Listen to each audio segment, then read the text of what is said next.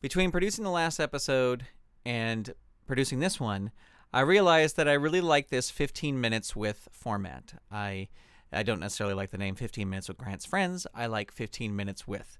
So this is another one. I said last week I'd be putting out another one that I had recorded a couple years ago. But I think I'm going to do more of these. And maybe not. This is not what the podcast is going to turn into. But when I have a friend who comes by the studio and we can sit and chat for 15 minutes, that's what I'm going to do. I already have one scheduled for tomorrow. So that you can look forward to in the future. But until then, here is an interview I did a couple years ago with a man named Tom Filsinger. Now, I play this, it's sort of a wrestling RPG role-playing game called Champions of the Galaxy. And what it is you are a promoter of a wrestling federation hundreds of years in the future. So that's what that's called, Champions of the Galaxy. Several years ago, I got to sit down with Tom, who is the creator of Champions of the Galaxy, and this now is that interview. Enjoy. Well, today on 15 Minutes of Grant's Friends, we have a guest who, because of one of his creations, I have lost hours of my life. Today we're talking with author, game creator, and psychology professor, and a jack of all trades, Tom Filsinger. Tom, how are you doing today? Great. Nice to be in Dr. Floyd's studio. Oh, well, Beautiful. It's a pleasure having you here. Thank you. Now, you're out here for Comic-Con and a lot of meetings and stuff all the way from New York. And are you enjoying California so far? Love it. This is my fourth time I've been here. I came for the first time about 3 years ago. So I feel like I'm getting to know it. I'm getting to know street names and a lot of the cities and nearby. But yeah, I'm here for 11 days total, starting with a convention that you're helping out with at Emerald Knights Comics and Games. Mm-hmm. And we're going to be doing game tournaments there, and that's great. And then San Diego Comic-Con, my first time, coming this Thursday. Are you nervous about Comic-Con? Well, no, because I don't have to do anything. You know, I'm just showing up. I couldn't get a table because they've got them booked for 3 years. And I think there's some little system. You can kind of sneak in there somehow, but I haven't been able to figure that out yet. And it's so big, and I have no idea how I'm going to be able to navigate that drive there and back. I'll be at Laguna Beach staying there.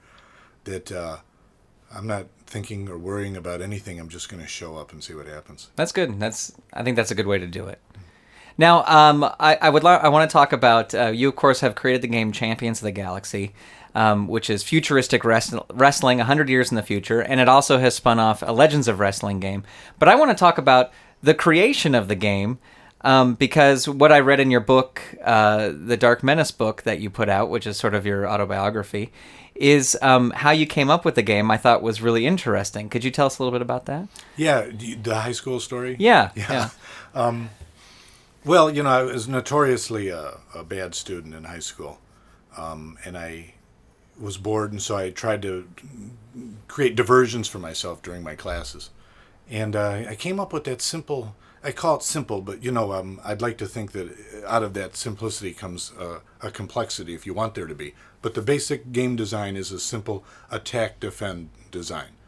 I came up with that because I was a fan of professional wrestling, and created some playing cards on big sheets of typing paper in my algebra class or whatever classes they were. And I'd create the playing card for, let's say, in those days it would be a wrestler like Bobo Brazil and Johnny Valentine and the Sheik and a whole bunch of people like that. And I would use the textbook as dice.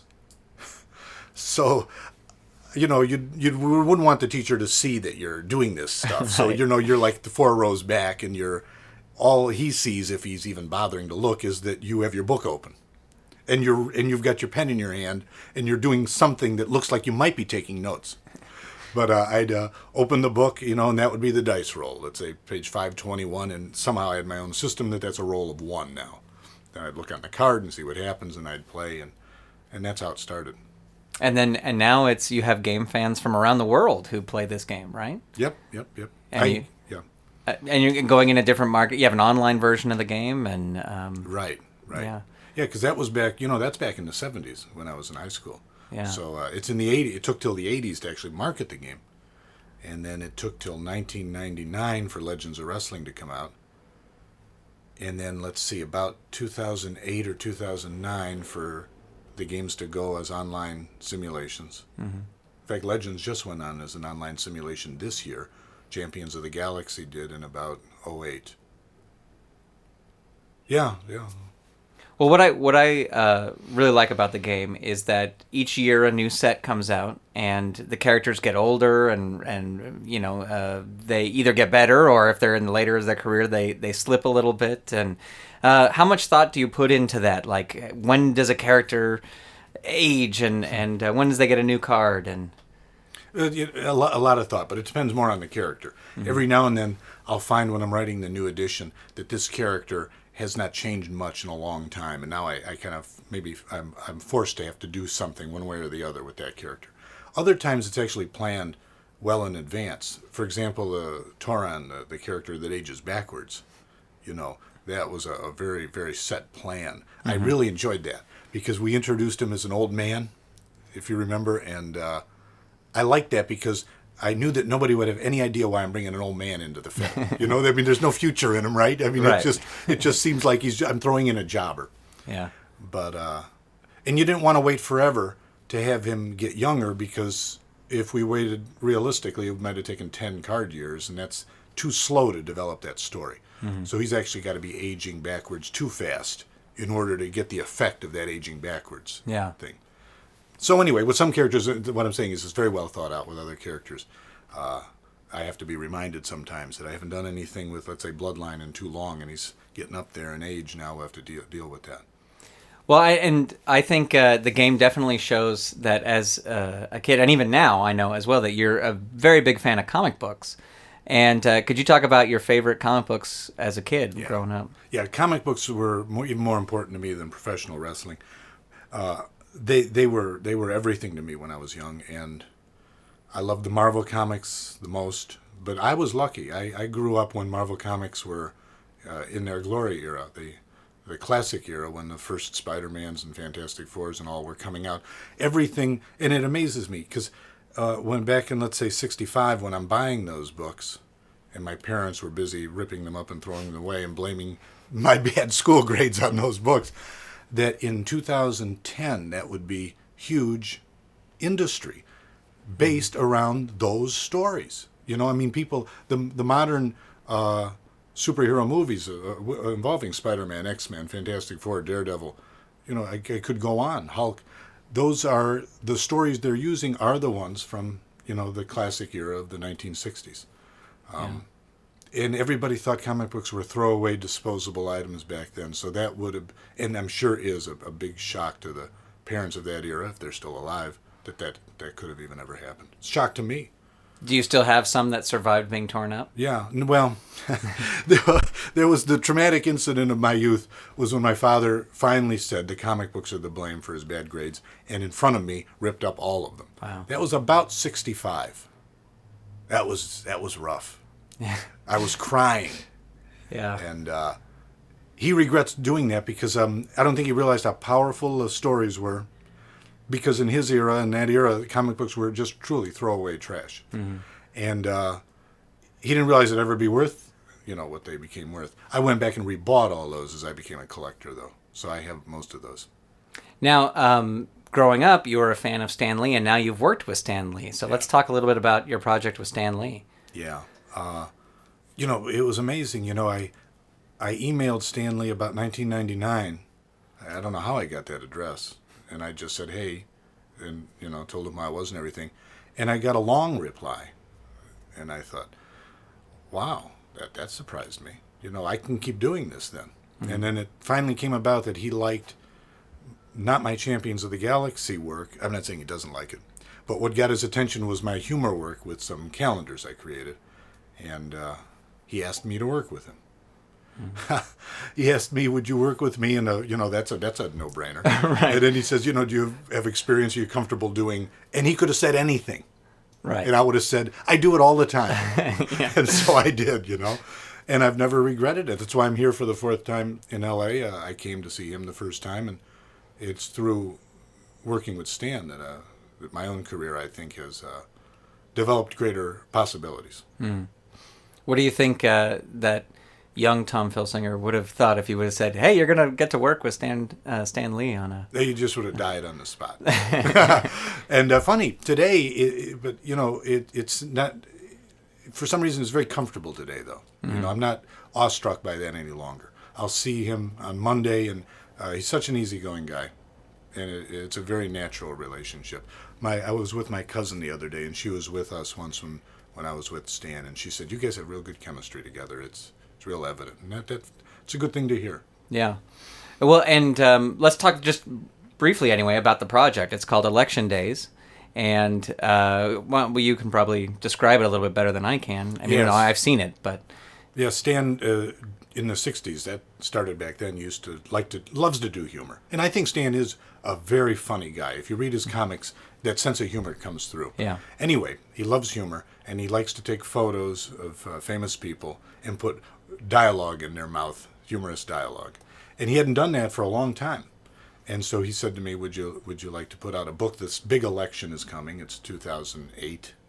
And it was a huge election. And he said a book like this would sell like crazy. Because books like that did sell like crazy in the 60s and in the 70s. As time goes on, the idea of photos with pictures, or photos are with pictures, right? Yes. Photos with dialogue starts to become not as dramatic when you now have photos on the internet and you have all kinds of other media available. So nonetheless, he wanted to do it, and I was all in favor, and so we did the humorous book lampooning Obama and all the rest of them. And it's going to come out in a digital form later on this year, right? Right. Yeah. We're going to release that in August. Excellent.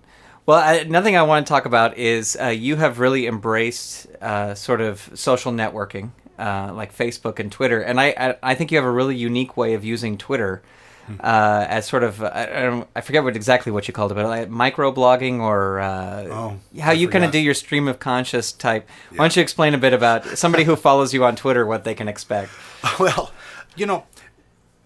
it's interesting. If you're forced to use 140 words or for characters or less, you have to do these short bursts. But if you do have a lot on your mind, you have a bunch of short bursts forming a theme.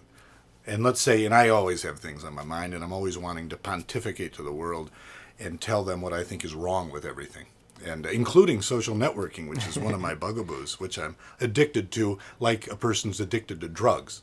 You're doing something too much, and it's not good for you, but that's addiction. Yeah. And so, but I forgot what I called it. It was a combination of a blog and a tweet. That's it. Oh, bleeding. Is that what you're Something like calling that. it? Yeah. But, other people were already on that same wavelength, because I looked that up, and people are calling it, you could call it twogging or bleeding. In other words, there's a whole bunch of ways you can do that. Yeah. But yeah, it's forming it's an essay on Twitter. Maybe a series of 10 or 12 or 15 or more concepts in a row that relate to a topic. Mm-hmm. So I like to do that.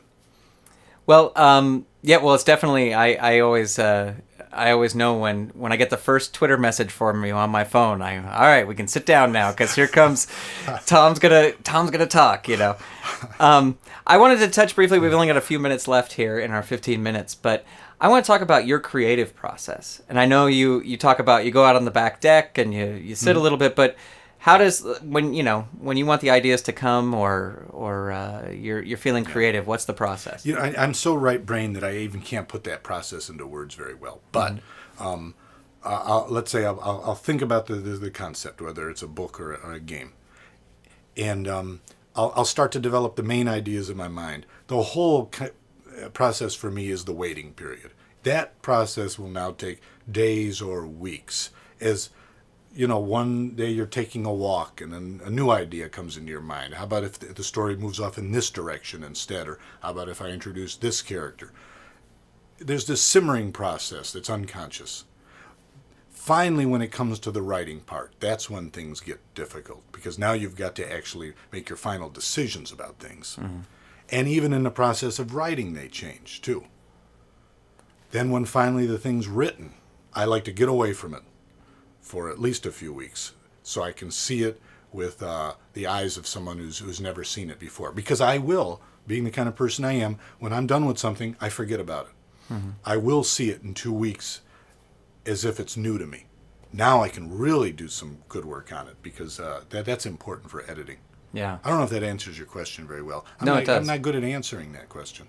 No, I'm just always interested on how people. And do you have a laptop that you work on, or you just write on pad and paper? Or I'm always interested in sort of the technical aspect too. How do you? Well, in put the down idea your thoughts? stage, I keep a journal, and so then I'm always writing down ideas. That to me, that's the most important stage, is when the idea is born.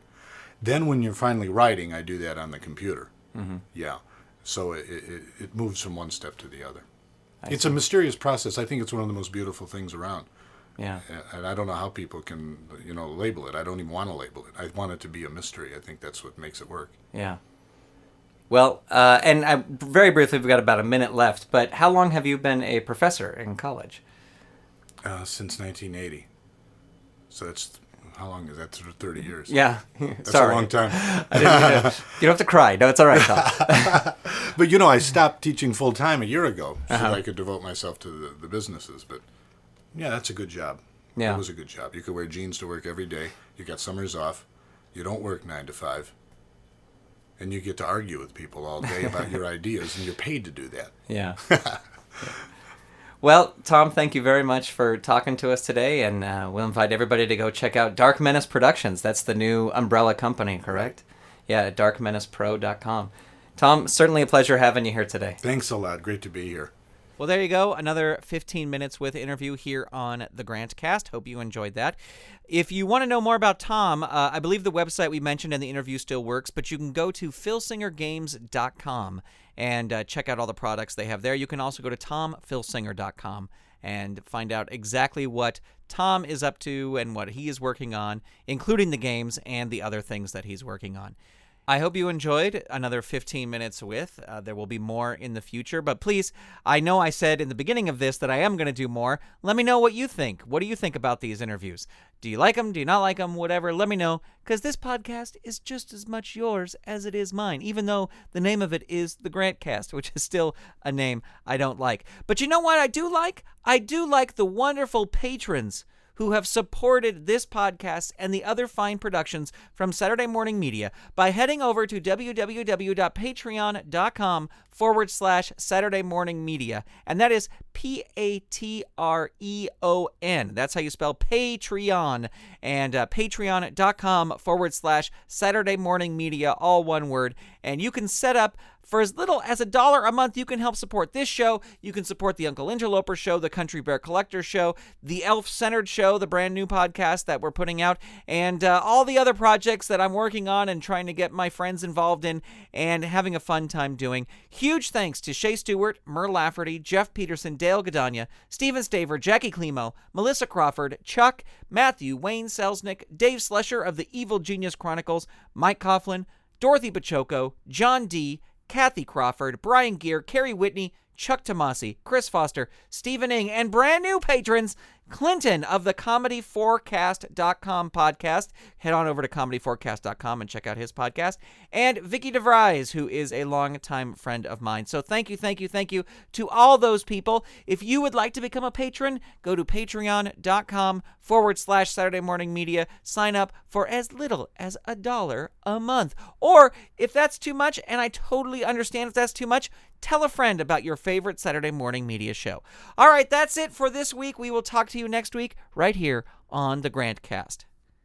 This podcast is copyright 2016, Grant Baciocco and Saturday Morning Media. All rights reserved. www.saturdaymorningmedia.com.